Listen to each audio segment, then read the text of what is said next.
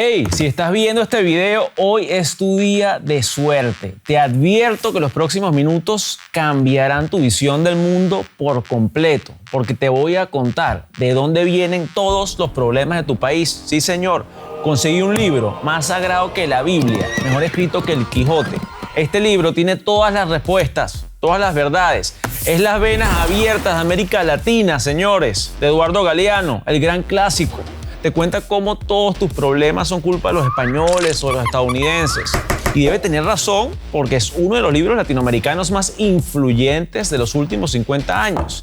Y mira, si no me crees, si eres cínico, eres escéptico y piensas que los problemas de tu país son multifactoriales y piensas que son el producto de fallas institucionales históricas, de gobiernos incompetentes, de la microcorrupción de los ciudadanos, de la megacorrupción de los políticos, de la marginación de enormes sectores de la sociedad, etcétera, etcétera, etcétera, pues felicitaciones, eres muy avispado. ¿Qué venas abiertas ni qué nada? ¿Hasta cuándo? Es demasiado fácil agarrar apenas un factor histórico y decir, aquí está el problema, por eso es que estamos mal. Es muy gratificante. Sientes que las piezas están en su lugar. Más aún si le echamos la culpa a otra gente, a los de afuera, a unos castellanos que se murieron hace 300 años. Lo cierto es que la historia de la humanidad no es Star Wars ni El Señor de los Anillos, en donde hay buenos y malos y verdades fáciles. La realidad es mucho más engorrosa, compleja, polémica, sobre todo cuando hablamos de uno de los eventos más trascendentales de la historia, la colonización de América. Fue un proceso en el que se encontraron diferentes mundos y se crearon mundos nuevos. Este proceso creó, inventó a Hispanoamérica con todas sus fallas y virtudes. De ahí proviene nuestro idioma, nuestra cosmovisión, nuestro ADN, literalmente. En este video vamos a analizar el enorme, inconmensurable impacto que tuvo y tiene la colonización. No es que nos estén cortando las venas ni que sea el origen de todos nuestros males, pero en muchos sentidos sigue definiendo nuestras vidas.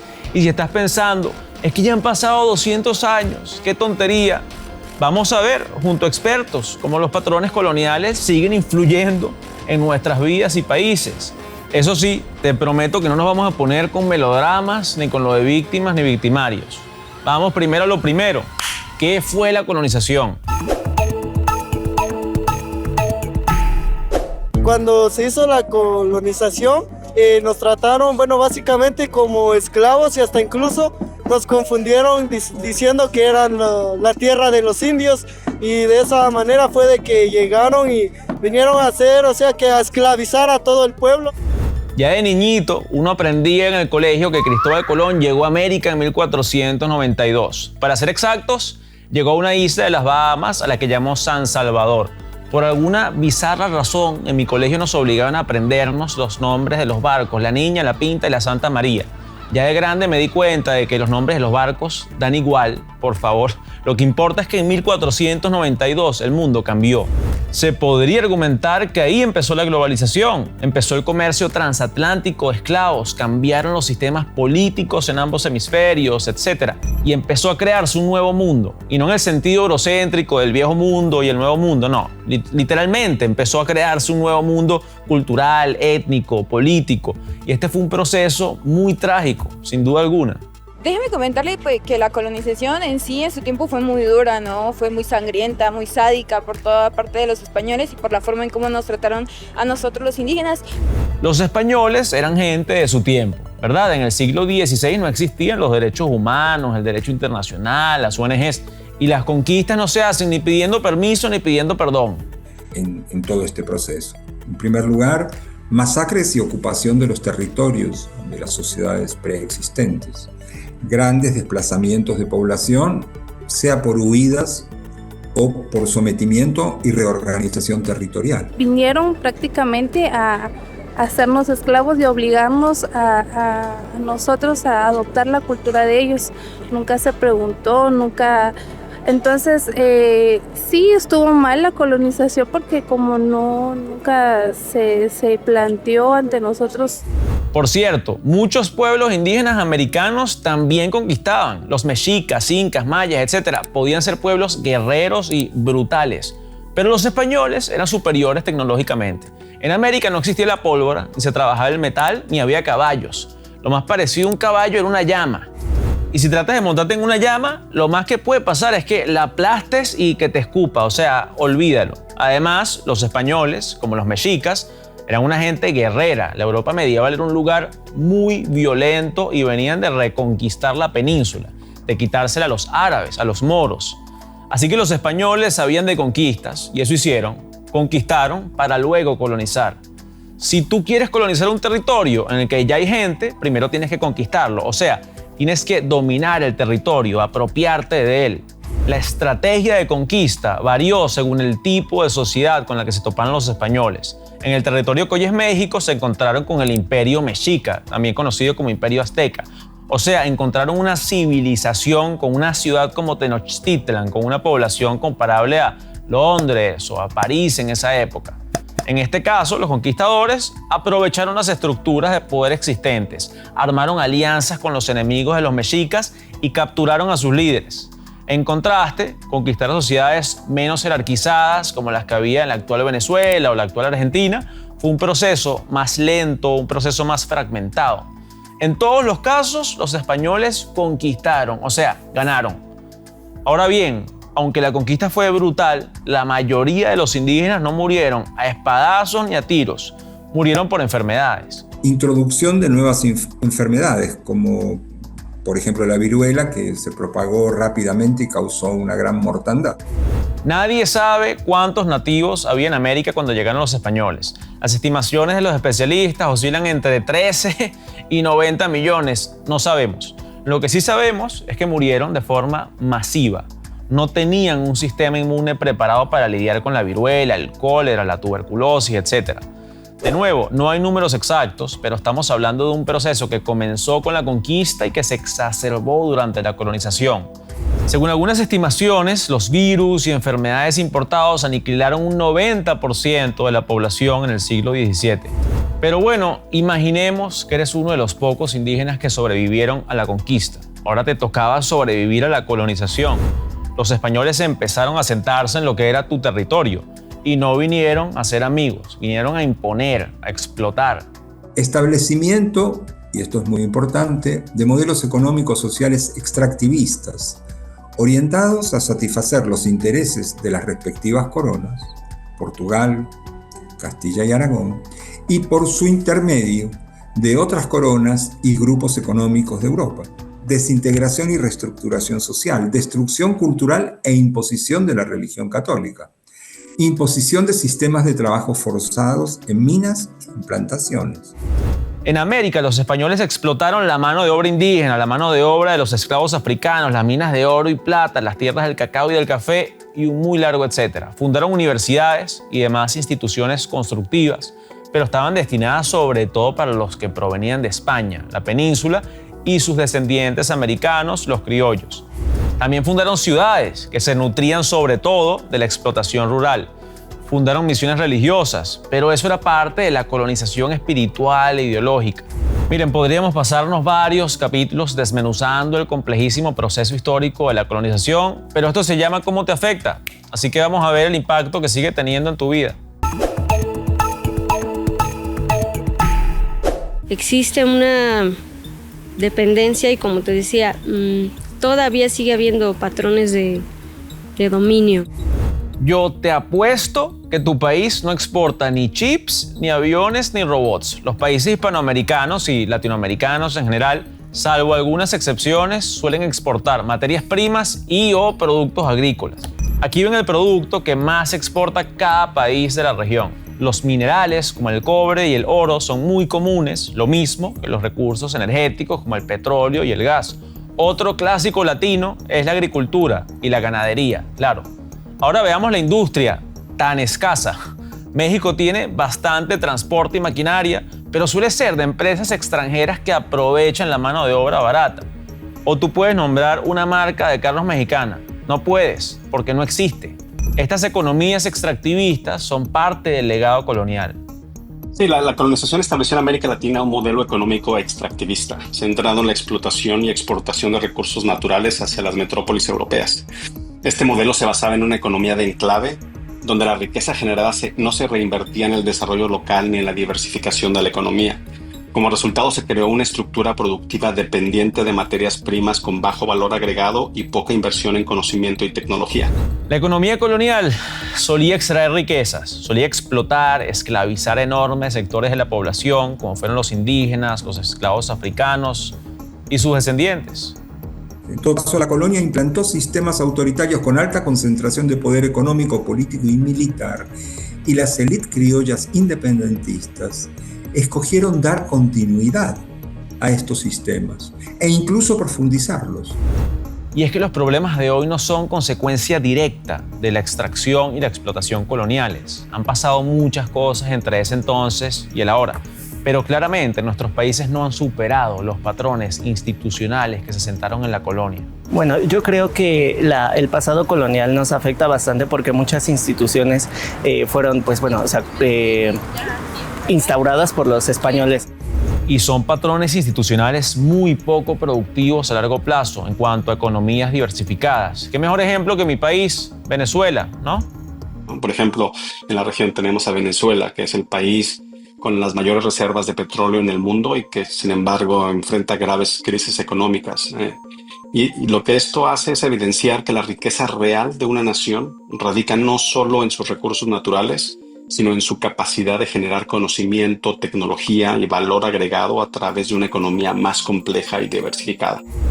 Si un país solo produce petróleo o solo produce café, puede que tenga una economía inestable.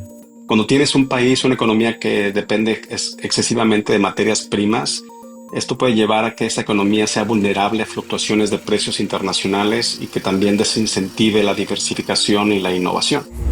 Los países que han logrado evolucionar en este sentido lo han hecho con instituciones cuyo enfoque no estaba en excluir ni extraer. Por el contrario, han sido instituciones que construyen y diversifican. Corea del Sur, por ejemplo, pasó de ser una economía agraria en los años 60 a ser líder en tecnología y manufactura avanzada. Esto demuestra que la clave del desarrollo no está en los recursos naturales, sino en la acumulación de conocimiento y capacidad de innovar, más allá que la disponibilidad de estos recursos. Quizás ahorita algunos de ustedes piensan que todo esto del subdesarrollo atado a la extracción colonial de recursos confirma la tesis de Galeano en Las venas abiertas de América Latina, un libro publicado, por cierto, en 1971. Y es que Galeano tenía argumentos válidos. Sin duda, a nuestros países les va mal en parte por la tradición extractivista de las instituciones. Pero este libro tiene muchos errores historiográficos. Está escrito muy visceralmente y cae en la dualidad víctima-victimario, lo cual es una simplificación. Además, ha sido instrumentalizado para hacer marketing político infinitas veces. Y ojo que esto no lo digo solamente yo, el mismo Galeano, décadas después de escribirlo, aseguró que no tenía suficientes conocimientos de economía ni de política cuando lo escribió. Fue un paso más allá y dijo que no sería capaz de leerme el libro de nuevo, caería desmayado. Responsabilizar a la colonización europea por todos los males de las sociedades latinoamericanas contemporáneas se ha convertido en una muy cómoda moda académica que por lo demás resulta funcional a los grupos de poder de las respectivas sociedades contemporáneas. El régimen colonial fue el desencadenante inicial. Desencadenó economías precarias, sin duda, pero la cosa va más allá de la economía. Hablemos de la política. La economía colonial extraía riquezas y beneficiaba a unos pocos. Era así por diseño. Esa economía surgió de las instituciones de una monarquía absolutista, como era la española. Era un sistema político muy autoritario y muy extractivo. Y cuando los países hispanoamericanos se independizaron, no hubo un cambio democrático de la noche a la mañana. Al comienzo, las élites criollas independentistas escogieron dar continuidad a un orden social autoritario y con alta concentración de poder económico, político y militar. Posteriormente, sus sucesores, las generaciones que le sucedieron, escogieron profundizar este orden, extendieron el dominio territorial sobre las sociedades americanas preexistentes, los pueblos indígenas. Además, mantuvieron por periodos diversos el régimen esclavista, por décadas. Las élites coloniales eran principalmente peninsulares y criollos, es decir, los españoles y sus descendientes nacidos en América. Ellos gobernaban y manejaban el grueso de las riquezas. Después de las independencias, el poder político pasó a las oligarquías criollas. Los legados del colonialismo son perceptibles hasta hoy día en muchas de las formas en que los estados nacionales en América Latina han operado en función de la concentración de la riqueza, la concentración del poder social, la articulación de jerarquías sociales basadas en jerarquías raciales. La jerarquía era política, era económica, era social, y podríamos pasarnos horas hablando del impacto del colonialismo en las instituciones políticas de América Latina, pero hay muchos otros temas y no hay tiempo que perder. Vamos al temazo de la desigualdad. Por ejemplo, que yo vivo en un barrio muy marginado, es un muy buen ejemplo de esa estructura colonial.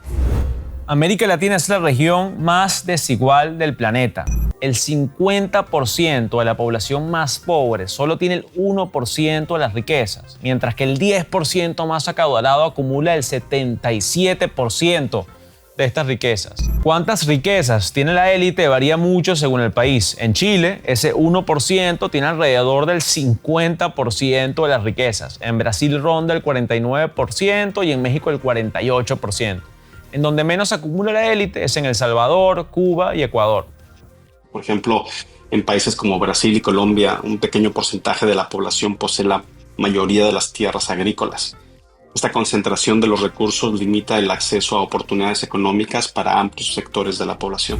Brasil y Colombia, por cierto, suelen estar en el podio de los países más desiguales de la región. Brasil va a la cabeza, seguido de Bolivia y Colombia. Los menos desiguales son Perú, El Salvador y República Dominicana. Dentro de todas estas sociedades muy desiguales hay tendencias.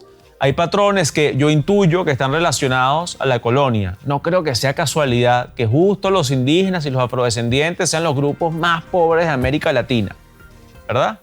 Las poblaciones indígenas y afrodescendientes enfrentan desproporcionadamente mayores niveles de pobreza y menos oportunidades económicas en América Latina. Según cifras de la CEPAL, por ejemplo, la tasa de pobreza entre estas poblaciones puede ser hasta un 20% más alta que el promedio nacional. Como personas negras y los hermanos indígenas, no es simplemente el doble, el triple, sino que es que tenemos que guerrear la pana un sinfín de veces para poder lograr una buena oportunidad. Es como si marginalizas y explotas a grupos durante siglos, estás diezmando sus posibilidades de prosperar. ¿Quién lo diría? La conquista arrebató territorios y vidas a los pueblos indígenas y extrajo de sus territorios originales a pueblos africanos y los sometió a regímenes de trabajo esclavizado. Unos y otros, pueblos indígenas y afrodescendientes, fueron expoliados y sometidos, incluso en el sentido jurídico, durante siglos, pero jamás han recibido reparaciones.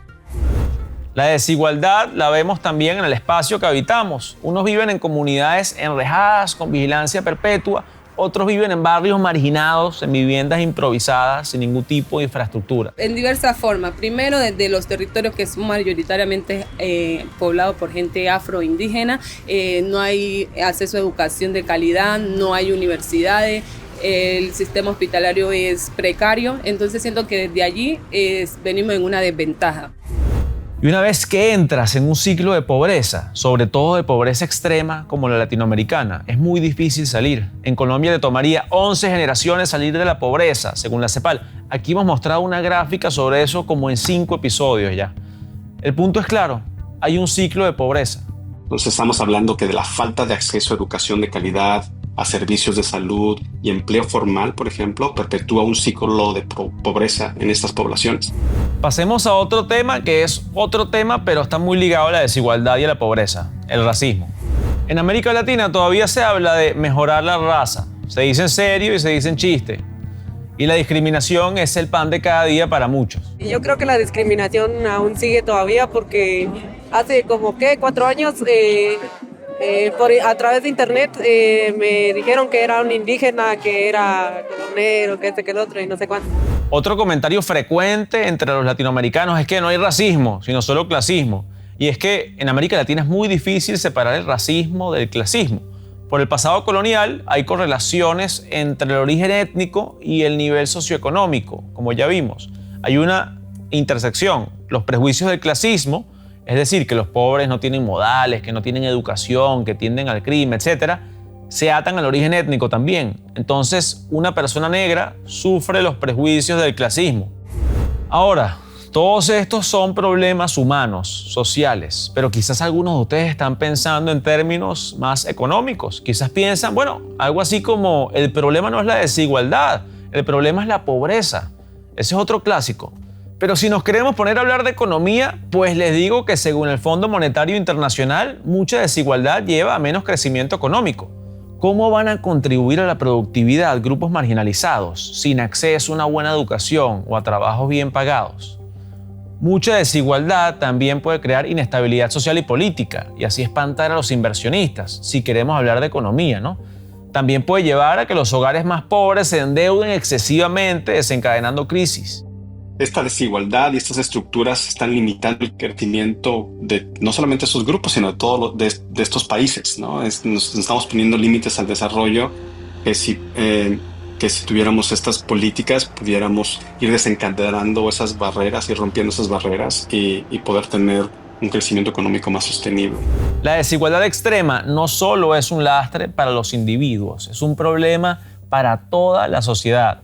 Si enormes sectores de la población están marginados, trabajando en el sector informal, sin poder ahorrar, sin poder adquisitivo, la economía sufre.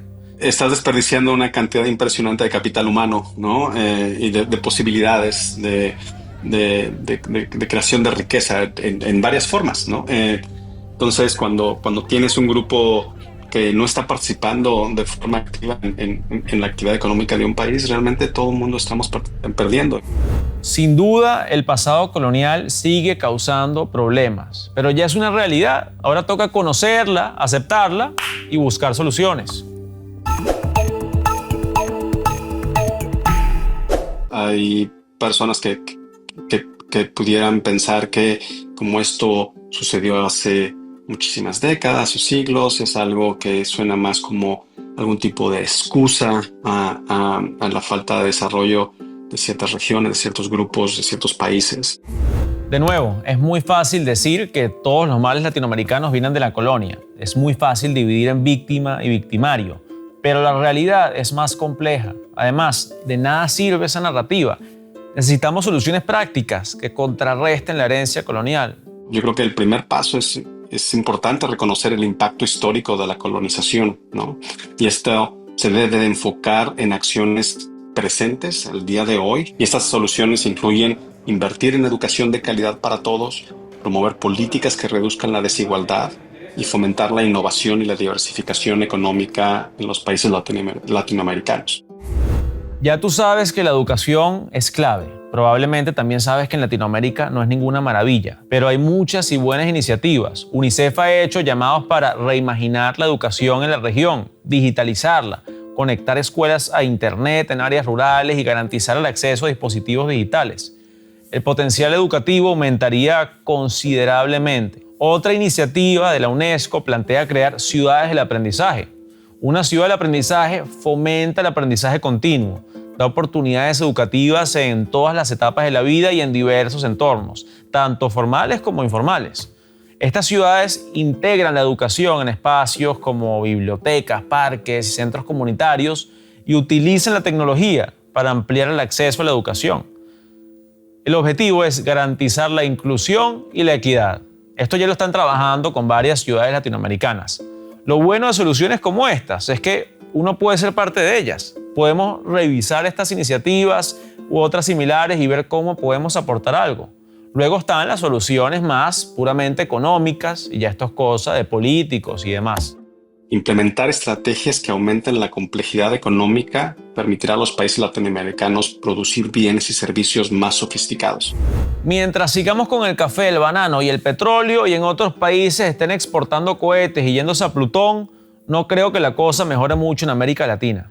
Además, es crucial implementar políticas inclusivas que integren a poblaciones marginadas, aprovechando plenamente el potencial humano de la región para impulsar el crecimiento económico. ¿Cómo un país va a progresar si hay una minoría hiperrica que tiene el 80% de las tierras, mientras que la mayoría vive despojada, en la pobreza o cerca de la pobreza? ¿Cómo va a desarrollarse un país en el que la gente no tiene poder adquisitivo o capacidad de ahorro y la vida es una lucha constante por sobrevivir? La respuesta es que no se va a desarrollar. Si el grueso de la población vive marginada y sin educación, no hay desarrollo. Punto. No solo es lógico, la historia lo demuestra. Miren, Cristóbal Colón se murió hace 500 años. Bolívar va a cumplir 200 años de muerto dentro de poco. No creo que hoy el problema sea que le estén cortando las venas a América Latina. Lo que hay son patrones institucionales internos que perpetúan la herencia colonial. Hay élites que le siguen sacando el provecho a esos patrones y ciclos de pobreza que datan de siglos. Yo creo que nadie sabe precisamente paso por paso cómo salir de este laberinto. Espero que este episodio haya servido por lo menos para dejar claro que hay un laberinto, que el problema es complejo y que no sirve de nada jugar a víctimas y victimarios. Cuéntenme en los comentarios cómo la colonización les impacta en su día a día. Los leo. Hasta la semana que viene. Adiós.